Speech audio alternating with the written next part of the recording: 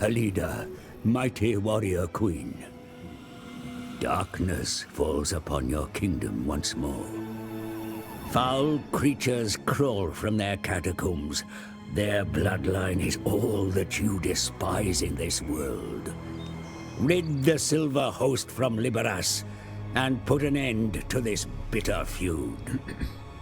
Across the mountains, filled with greenskins and dwarfs, resides the heart of Nehekara. Strong bonds could be formed with their unliving priest kings.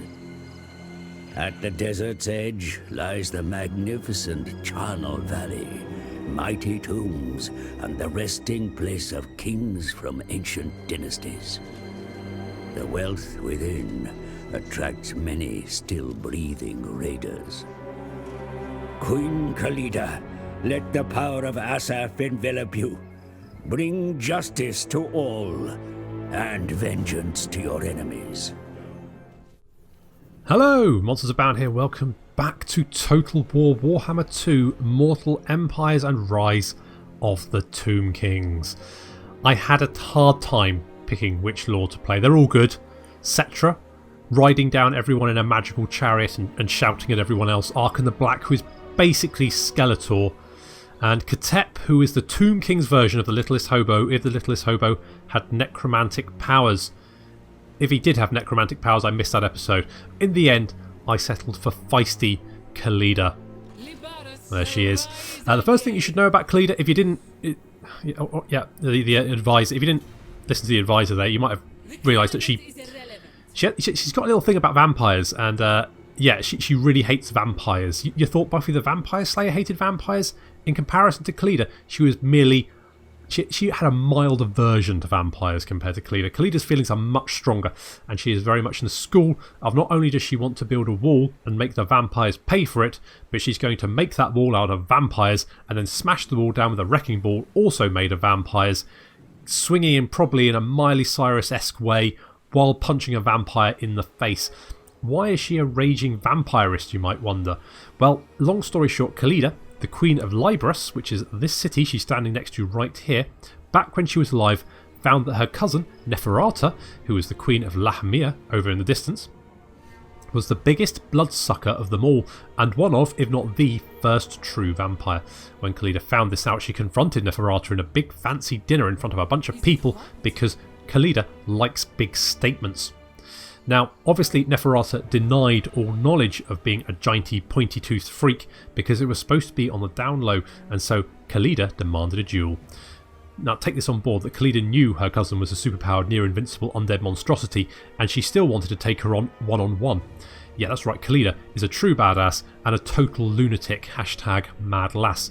The duel went pretty badly for Nephi to start off with because Khalida is, of course, a consummate warrior, and Neff had to use all of her vampire super bat powers to win, which she did and ended up killing Khalida, but Neff loved Khalida despite the whole trying to kill her thing, so tried to save her by also making her a vampire. Khalida said sod that for a game of soldiers and called upon her patron god Snaky McSnakeface, aka Asp, to burn the vampire blood out of her veins, which also had the slight side effect of death. Always check the side effects.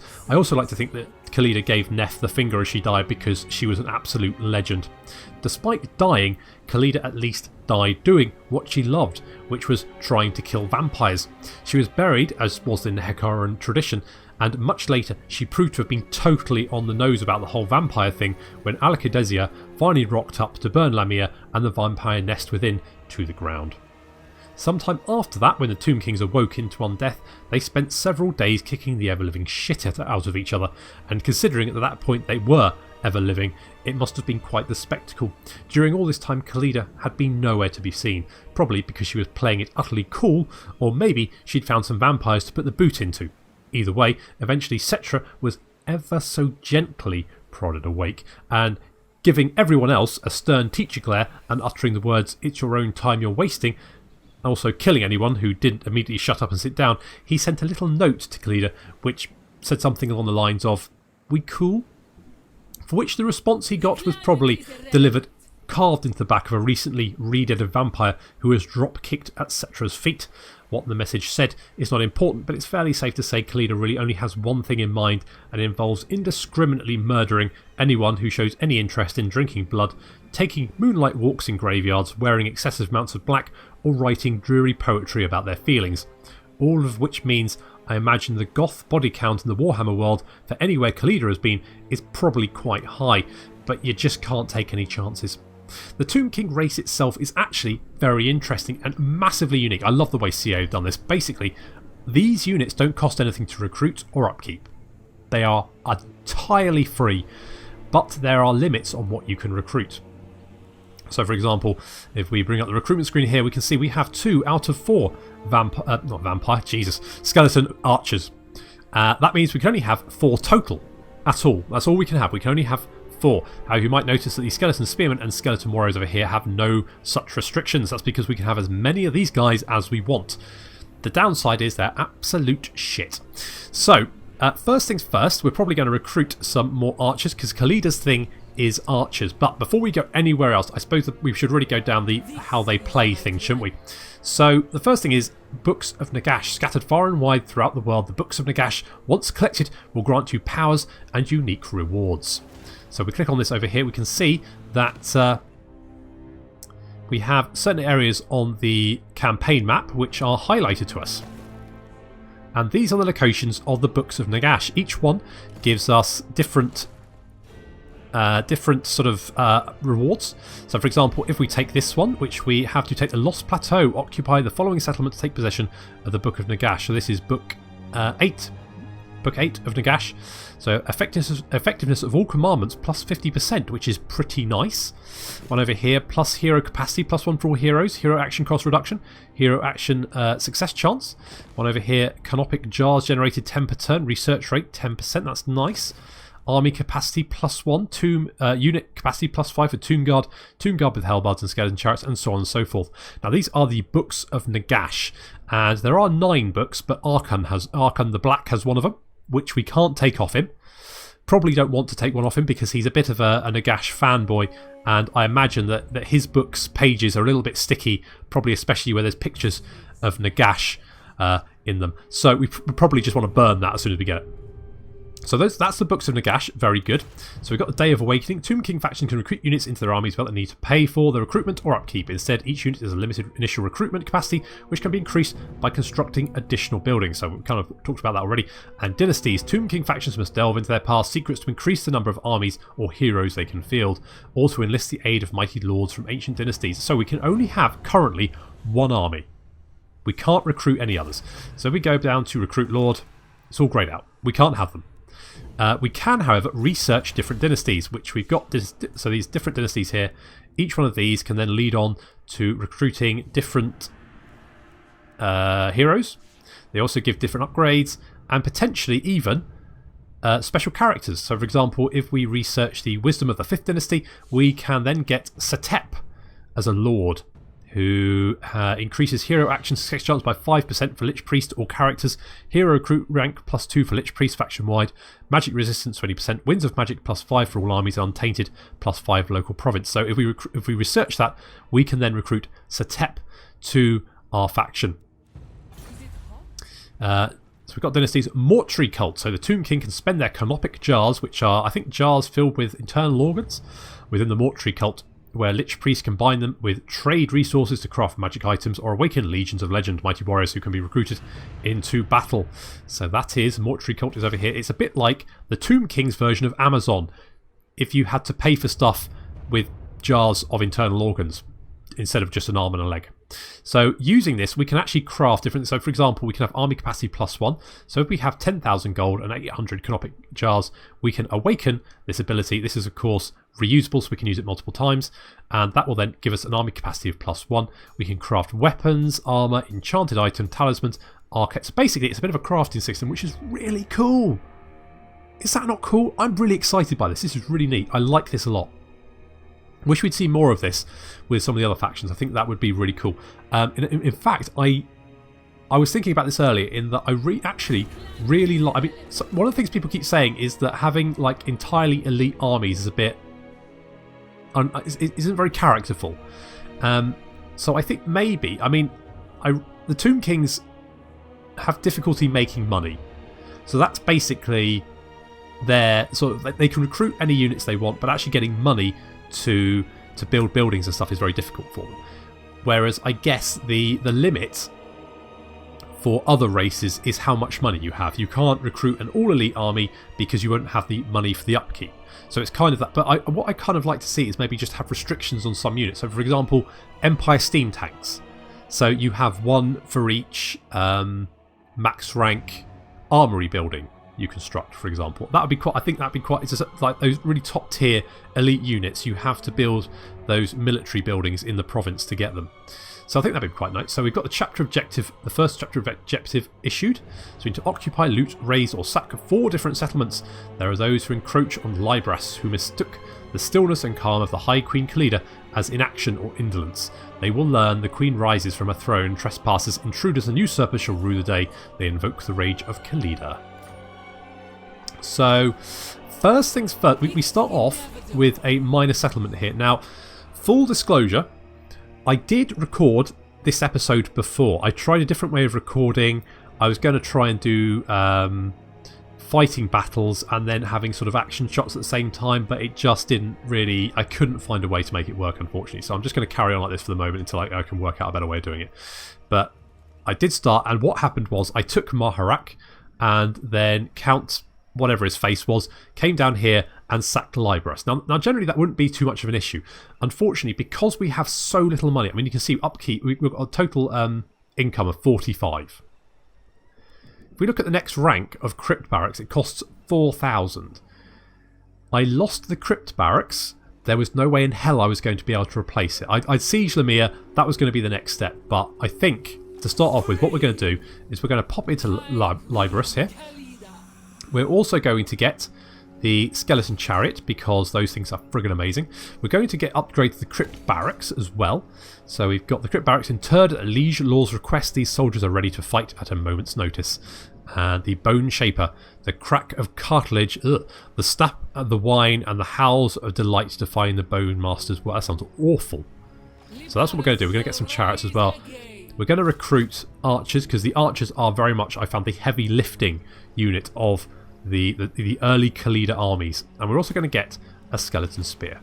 So we're also going to look at research, and I think what I quite like the idea of is going for, I think it was the Second Dynasty?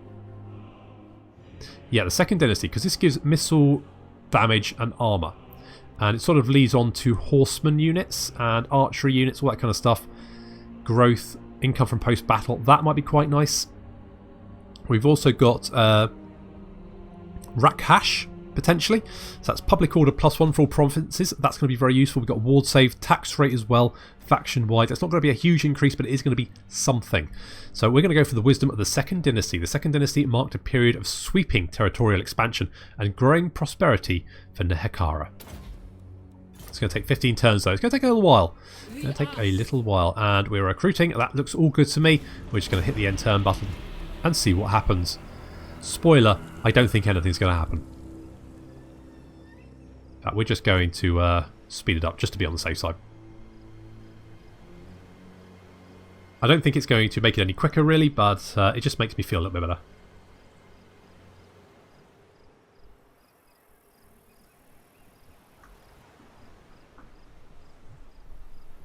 So we do have some lizards to the south.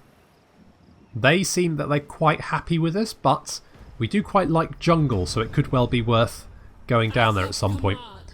I am going to... Public order is going to be an issue. Public order is, from what I've seen, from some of the other streams I was watching, rebellions can be quite punishing. Because the rebellions pop up with quite high-ranked units. It takes quite a long time for you as a player to reach that kind of level. So it's just something to be aware of. So let's move.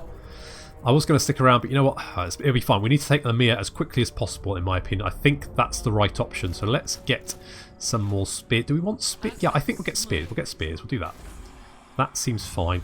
We'll get end turn. So you can see the vampire guy, he is recruiting units over there. If I can catch him outside the city, it should be a fairly easy fight. What I might do is try an ambush. If we can lure him out of the city, killing him is fairly easy, and then destroying the garrison shouldn't be a problem. So what we're going to do is we could go for Entombed Beneath the Sands.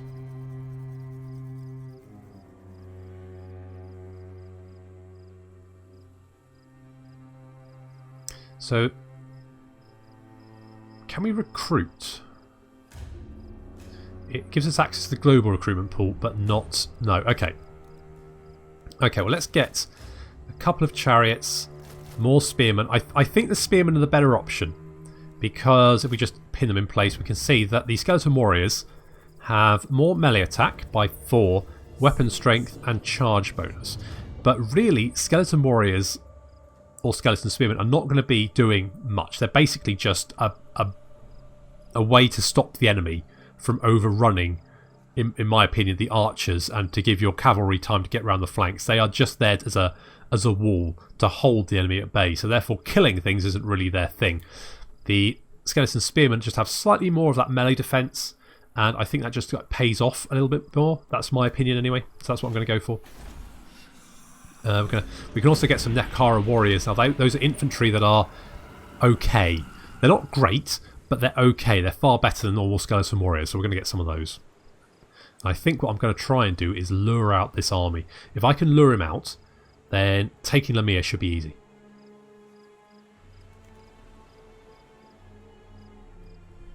As long as he doesn't sneak past me and get to Libris.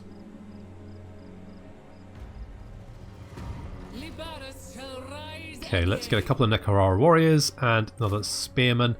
We're 18 out of 20. We should get an event for an agent fairly soon. What's the public order doing? Oh, that's dropping very rapidly. There's not much we can do about that, unfortunately.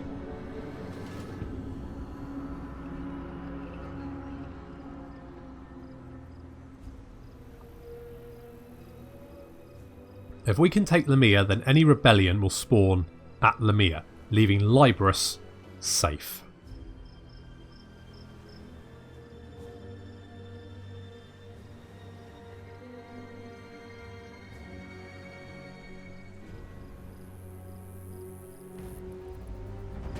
Bring me Neferata's head.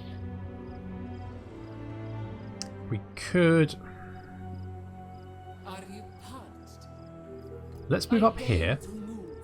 Let's go for Entombed Beneath the Sands, and let's just get another couple of skeleton spearmen. I think that should be... Well, do we want to do that?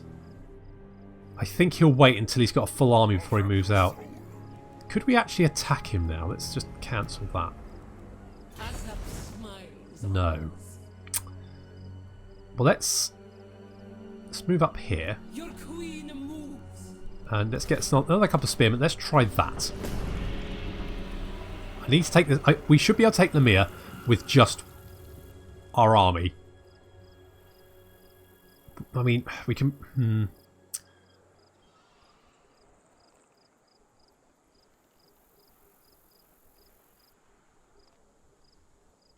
Basically, it's a race against time. We need to take Lemire before a rebellion occurs, otherwise we're in trouble. I don't know whether this is the right option. This is just what I'm trying. That's what we're going to go for. So, there we go. We can call upon a Lich Priest. So, a Tomb Prince, Necrotech, and Lich Priest enter your throne room, like a joke, and offer themselves in your service. So we can call upon the Lich Priest. Powerful spellcasters in battle, Lich Priests replenish fallen warriors with their armies. Cleanse the corruption left by other races in the campaign and improve the rate at which you can research new dynasties. I think, because Khalida isn't a mage, I think the Lich Priest is a good first option, a strong first option. So, who we got? We got Hatip. Hello, Hatip. You're a channeler. Minus 25% cooldown to Arcane Conduit, which is actually really nice. And you're a dark. A Death Priest. So, I'm quite happy with that. That's quite nice. We can use that. So, let's get you If we... we could potentially lay siege. Can we do that? No, we're just out of range.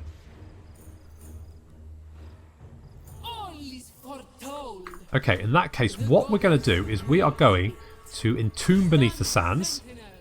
And we're going to get Hatip to come and join us. We're going to get rid of one of these skeleton spearmen. Let's do that. Let's disband. How's public order?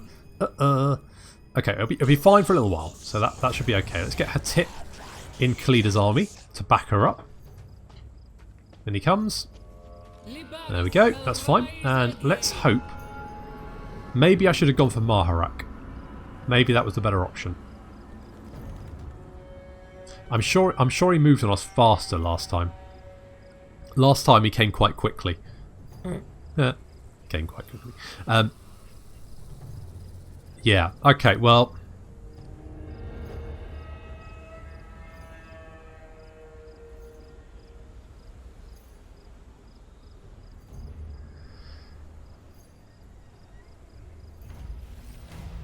So we've got Highborn Khemri.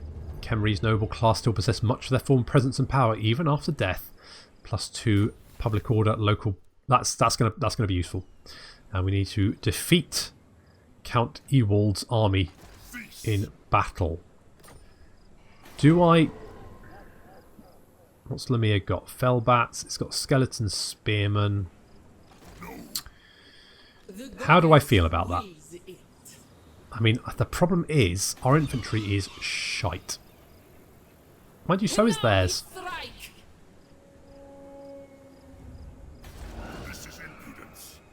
They do have they've got ghouls who are better than our...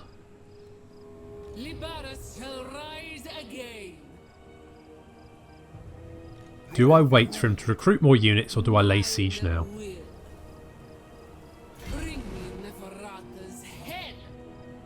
Mind you, I can't, can I? So... Okay, let's just... I'm going to wait for him. Maybe it's the wrong decision, but... That's what I'm going to do. I'm just going to hope he comes out.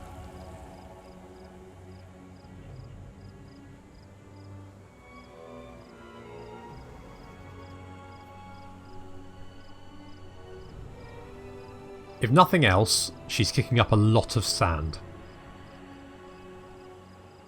Oh, they're still not coming out.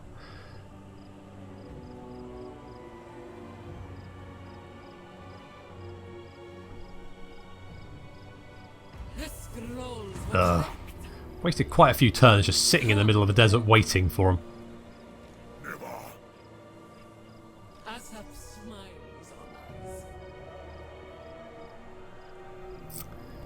This is ambush stance, isn't it? It is.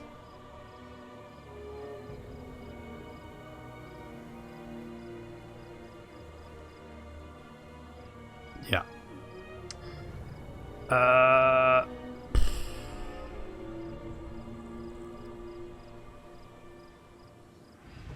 Is it?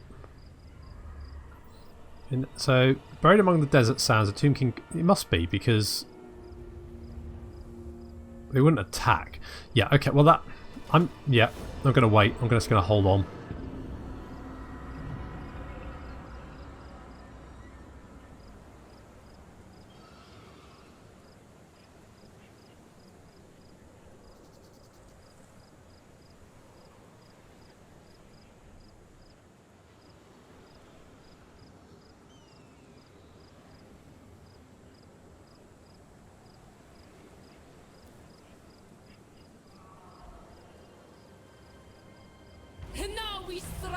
Is he actually... I could go for Marak. Problem is public order is God. God damn it.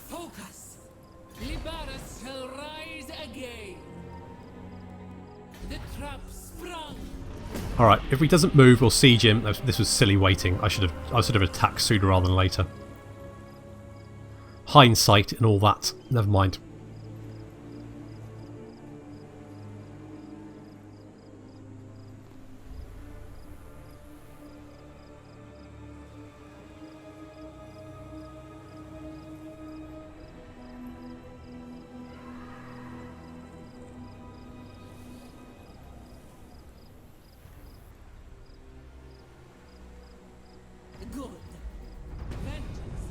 Is he going to...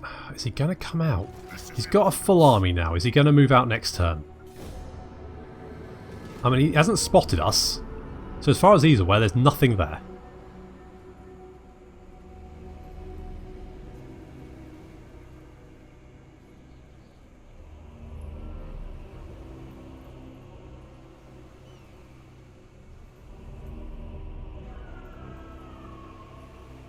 From the sands I shall strike it. No!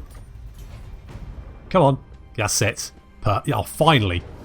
Alright, well, the ambush failed, but... God damn it.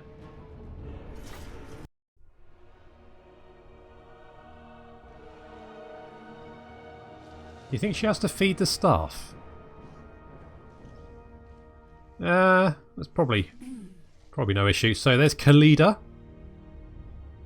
She looks spiffy. Neat. And there's some of our skeleton archers. And then our skeleton spearmen. They look a little bit jittery, but that's just combat nerves. They'll be fine. You know, first battle. Here's Hatip, our Death Priest. Neat. Looking pretty good. The Nehekaran warriors. Nehekaran even. Got their dual... Are they Kutops? Are they Kutosh? There's a word for them and I can't remember what it is. But they are anti-infantry. They are better infantry than our skeletons. Way better. And then over on the flank here already the battle has begun as the Sepulchral Stalkers and the Necropolis Knights tear apart some Fellbats. At the same time, our chariots are rampaging through these ghouls. Just as one group gets torn to pieces, and the next lot of chariots coming as well. The Sepulchral Knights and Sepulchral Stalkers and the Knights have finished off. Fellbats then are going to finish off the units chasing the chariots. Look at these guys. It's like these guys are like a snake statue with a skeleton riding on their back. That is the most metal thing I've ever seen in my life. It's amazing. Elsewhere, our archers are doing pretty good work already, taking huge chunks out of the ghouls as they approach our lines. Spearmen holding firm. Those ghouls are way better infantry though.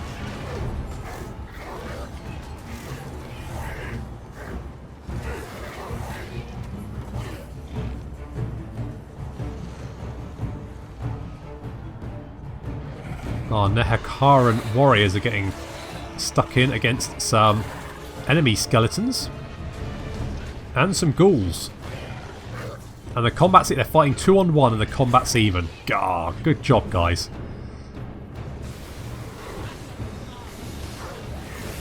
The Stalkers, Knights and Chariots continuing to hack their way through these ghouls. The Silver Host's left flank is in tatters as we continue to run them down.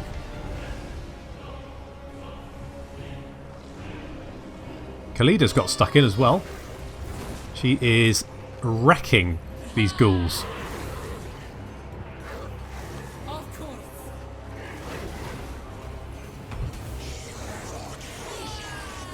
I feel like Khalida has a nasty habit of doing this running attack, which is that one, which is very cool, but leaves her in some cases very deep in enemy lines and could well get her in trouble.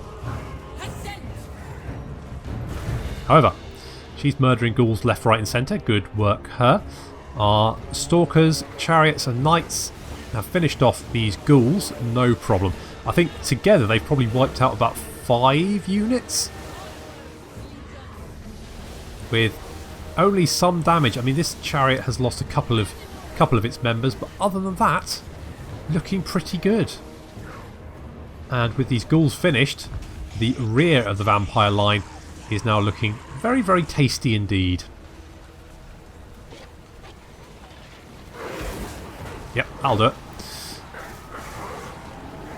Suddenly, these guys have nothing left to fight. And the second unit comes charging in, careers through the ghouls. The Count and Khalida are dueling. And Khalida is definitely winning this fight.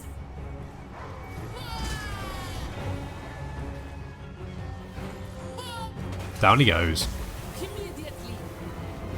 The queen moves. Okay, well, it took a little while to get to that point, but we have won. I think, right, because we've got three options. We can take Endless March, which will give us quite a nice chunk of cash and campaign movement range. We can harvest their organs. For 30 canopic jars. Or we can bind their souls for unit replenishment and casual replenishment rate after that. I think I'm going to take the replenishment because we're going to head straight for Lamia right now. That was quite fun. I enjoyed that battle. That was good. Oh, the chariots. Chariots did good. Okay. So we've defeated Count Ewald's army. And the half-breed scum of Lamia send a force that must be stopped. Engage the fleshy, festering undead. I mean, well... okay. So we've got 20 canopic jars and leadership plus 12. And now they want us to raise or sack Rasatra, which is down here somewhere, which is also under the control of the... Is it the Silver Host? The Silver Host, yep. So we're going to go okay with that. So Khalida's got a skill point. We're going to put that in Route Marcher to start off with. I think that's the best option. And Hatip, you're going to get... What do you have? So that's interesting. So Lord Recruit Rank +1 faction wide. Huh. Interesting. Elixir of Immortality. Which is like Immortality, I guess, except it gives you plus physical resistance as well. Okay. So, I'm half tempted to go for the canopic jars, but I'm going to go for Spirit Leech because against those enemy characters that's going to be pretty good. Not that Khalida has much issue defeating them herself, of course. I'm going to go straight for Lamia. And they do have a Master Necromancer, but oh, just a Necromancer even. But otherwise, I mean, this army's garbage. I don't know why that's so against us. We'll just take a Tomb King battering ram and continue the siege. I don't think that's going to be difficult. What? Actually, what can you do? You can hinder replenishment. Okay, and wound and damage building. Right. Right. Okay, that's fine. How's Public Order doing? Public Order... Oh, that's not good. That's not good at all. Okay, so as long as we can take Lamia next turn, we should be fine. Fingers crossed.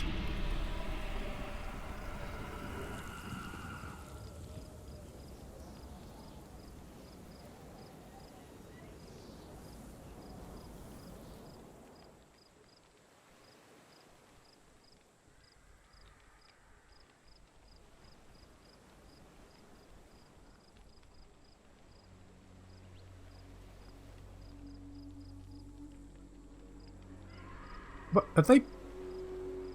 Did they just pop up another lord in the city? They can't do that. They're under siege. That doesn't work, does it? Can you do that? I don't think you could do that. Okay, so, yeah, that will rebel next turn.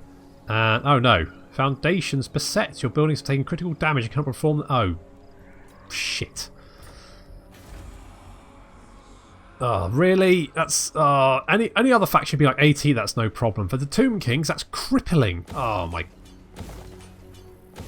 Okay, well, we need to take the city. So we've got a battering ram.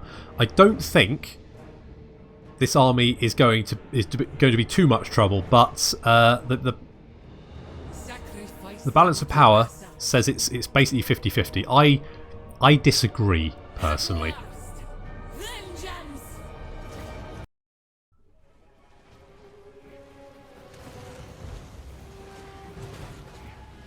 The new cities look absolutely stunning. Very impressive stuff. Now, the balance of power didn't look very much in our favour. I disagree. I think there should be no problem. We have a ram here to take down the gate. Rams are very slow. I don't generally build them because I generally have monstrous units to kick the door in. However, when we don't have monstrous units to kick the door in, a ram works just as well. Now, fortunately, we're not going to have to approach the wall under hail of fire, except from the towers, of course. And they're not going to be doing an awful lot of damage, because the vampire counts have no ranged units, so not a problem there. If we were up against high elves or something, this might be slightly different.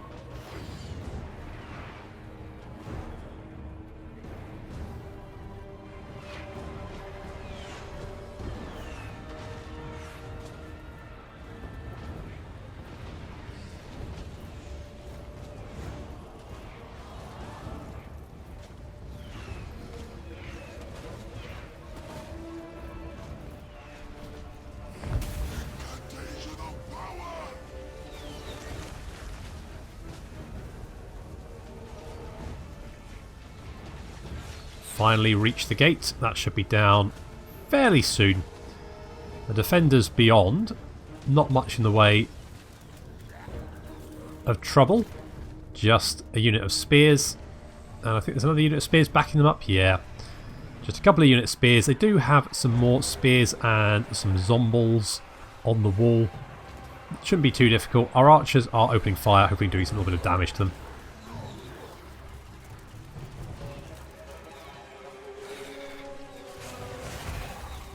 Yeah, it's not too bad. We can live with that.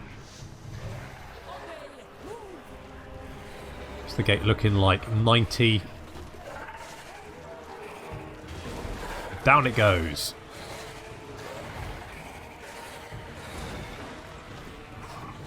Obviously, Khalida's going to be first in because what a bad... Look at... Oh, my God. She just does a commando roll in their face.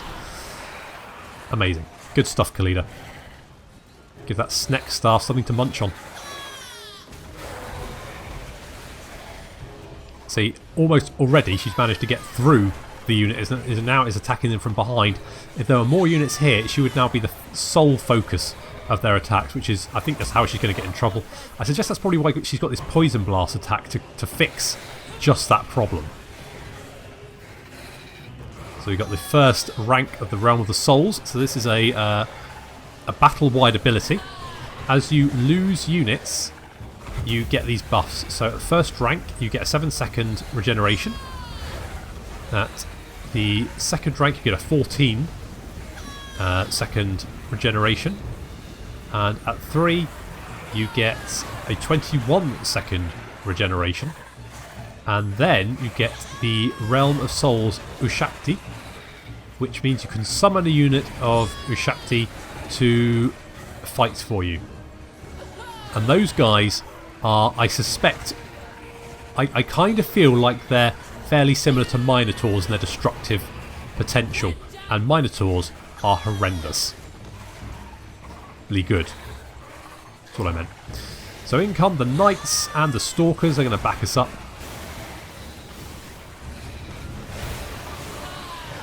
Felt like it was a little bit of a gamble to throw them up against Spearmen, but they are only skeleton spears.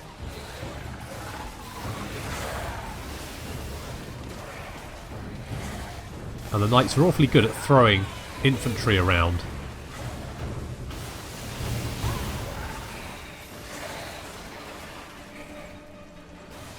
Outside the city, we are taking a little bit of damage, but not too much.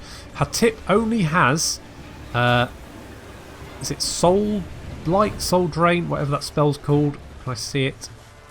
Spirit Leech, that's the one. So it causes damage to combatants. Strong versus single combatant, which means it only really is very useful against characters, not units. But with nothing else to cast on, we may as well cast it on units and drain a little bit of their health. So that's what he's doing. He won't be very useful until later. The first time around I got a light wizard, and that was way better because he gets a bolt spell to start off with. We're breaking through the guard at the gate. They're starting to crumble.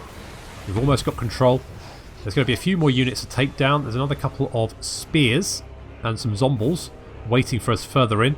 There's another unit of spearmen on either gate. That's the unit of zombies over there.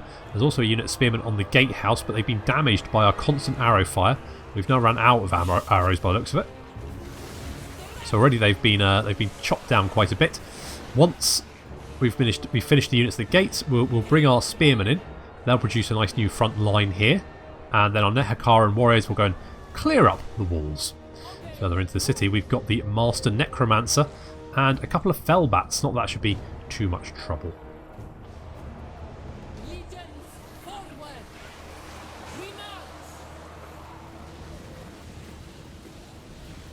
Units at the gate have been crushed, and that gives us just a little bit of a breather while our units move into position.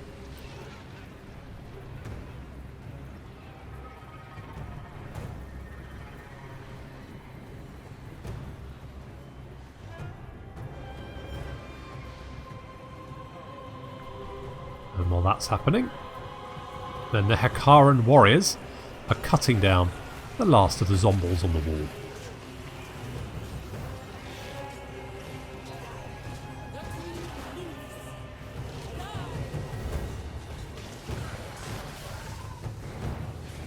Some spears have attacked the stalkers, so the stalkers are dealing with those. Shouldn't be any issue. And our chariots have decided to charge straight into this spear unit. Maybe not sensible, but whatever. So they're going to go tearing through, do quite a chunk of damage to those skeleton spearmen. They probably do need a little bit of support. And the zombies appear to be not quite sure what they're doing, but eventually they do kind of end up just walking in to our spearmen.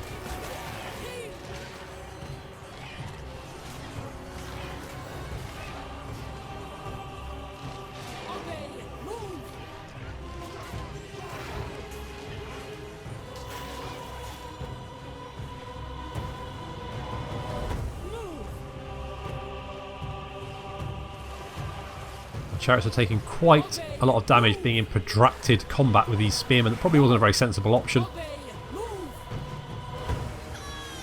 However, we are pushing through. That unit is going to crumble.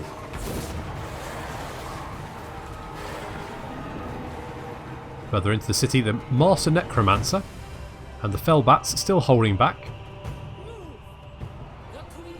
But Khalida has broken through and is on her way to deal with the Necromancer. There's only one thing worse than a vampire, and that's a vampire's little friend. Here's the second rank of the Realm of Souls. As you can see, health increasing quite nicely. There goes another Spirit Leech, doing a little bit of damage.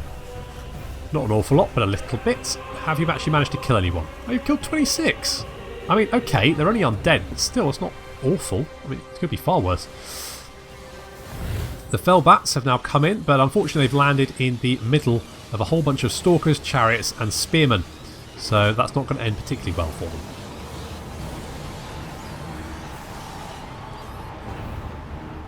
Khalida is continuing to duel with the Master Necromancer. Unfortunately, she's persisting in her commando roles, which, while looking incredibly impressive, aren't actually doing that much damage.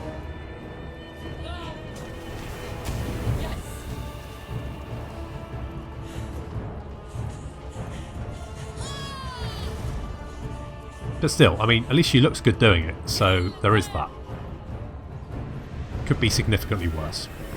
Master Necromancer is continuing to heal himself like an annoying little pest.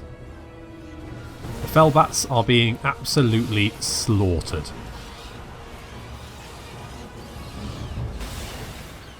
Not a problem. However, there are still a couple of units. We've got a unit of zombies and a unit of skeleton spearmen still active in the city, and we just need to chase them down and deal with them. The Master Necromancer is continuing to be a massive pain in the arse by healing himself and running around in a circle like a coward. Stand and fight, old man, with your weird cloak of hands. I mean, that's not hygienic. Oh, Khalid, stop rolling around. You're not Sonic the fucking Hedgehog.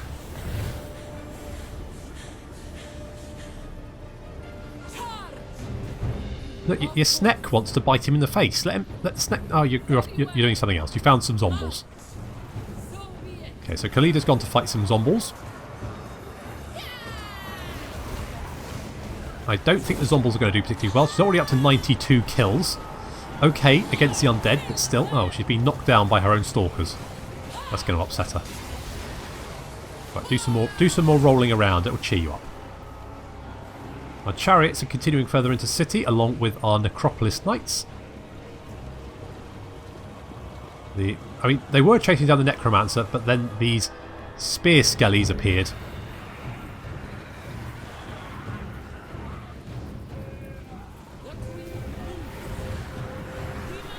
So we're going to back up a little bit, just so we don't get caught.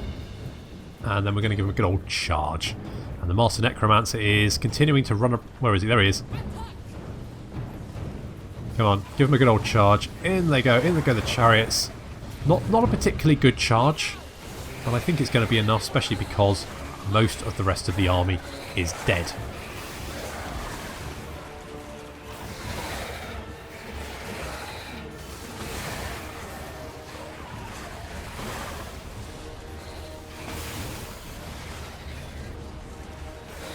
And chariots have done pretty well. 54 kills there, 70 kills there. It is a siege. They don't really have very much room to roll around in. So I think getting that many kills is pretty darn good for them.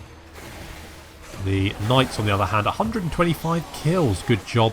The Stalkers, 95. Khalida. You see Khalida? No, she's over there somewhere. I'm sure she's probably rolling around and having a whale of a time. Can we see? 131, not bad. And there goes the Master Necromancer. He's dead as well. And we've taken the city.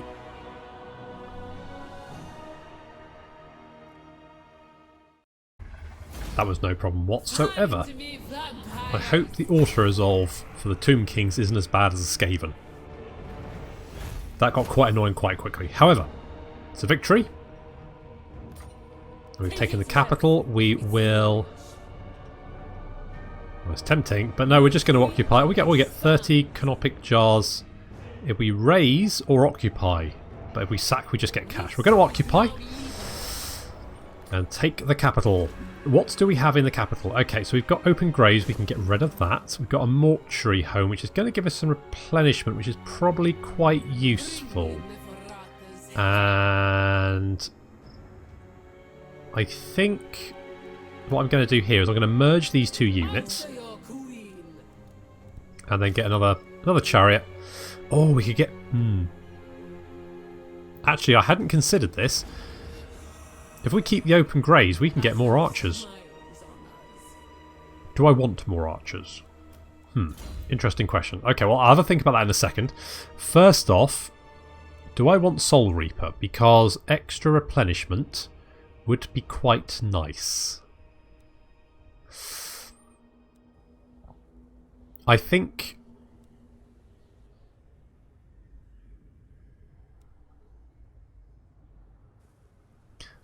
I actually think that a first good step might be to get this Sun-Scorched Bones to get more armour and melee defence for the Skeleton Warriors. I think that might be a good first. So let's go for Passage to the Soul Realm, the promise of a glorious afterlife worthy of a courageous warrior keeps embattled troops focused on the grim task at hand. Let's go for that. And then over here, now, what do I fancy here? Now, Soul Blight does do minus armor and minus weapon damage. So that means we'll do more damage, and they'll do less damage to us. Which feels quite good. That feels like a good option, doesn't it? Doom and Darkness is just minus leadership, but it is 16 leadership, which is a lot.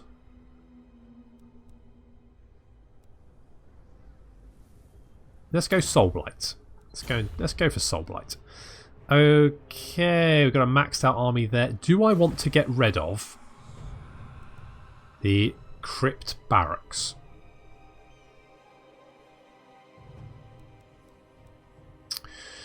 I might keep it.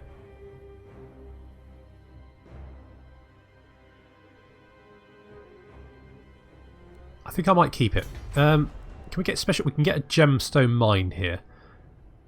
I think the special building... Ooh, what's that? Nekaran Citadel. Royal Burial Chamber. Okay. So this does say it has strategic location. I suspect it's the capital building. Because this income generated 300. So that's actually, for the Tomb Kings, bloody nice. That's really nice to have. So that's probably a good start. Okay, so we're going to get Rebellion. We should be able to deal with that no problem. Replenishment, I mean we could. So we could just merge those guys and then pick up another couple of spears. That will sort of keep their experience. And then we can just pick up some new ones. It's no problem. Just discard and replace. That's what we're going to do. Imminent Rebellion, yes, but it should pop up near Lamia, so that should be okay. We should be able to deal with that, no problem. Hopefully, anyway. Okay, there's the rebel army. Let's hope to God they don't have anything really, really nasty in it.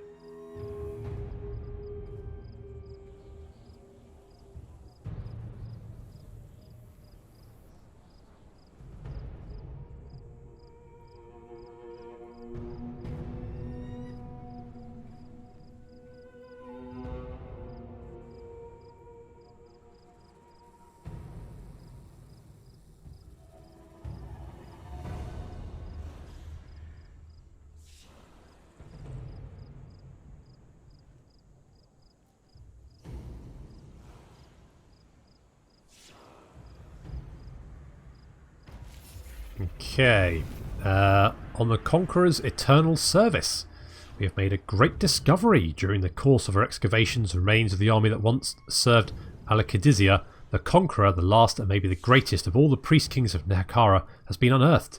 It would take but a little magic to raise them to our service. Should we do so, or give them a ritual burial in the classic Nehekaran style? So we get casualty replenishment rate and leadership, or canopic jars.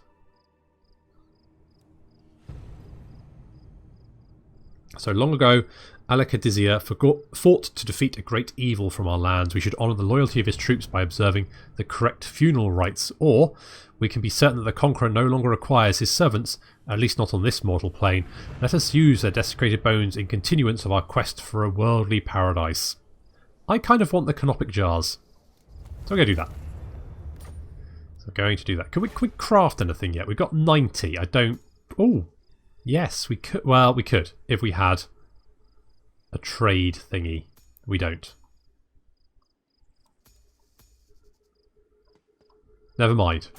It's you know, in the future we will. Okay, so these guys have got a lot of horsemen.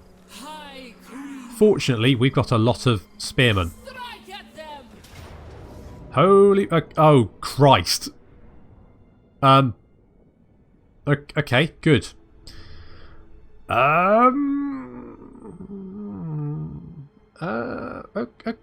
Okay.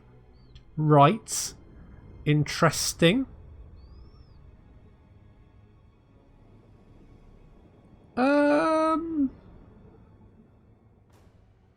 Fine. Okay, well, it looks like we're going to have to fight this one. But it's going to have to wait until next time. So thank you very much for joining me. And I'll see you in the next episode, where the Hyro Titan is going to probably make mincemeat of us.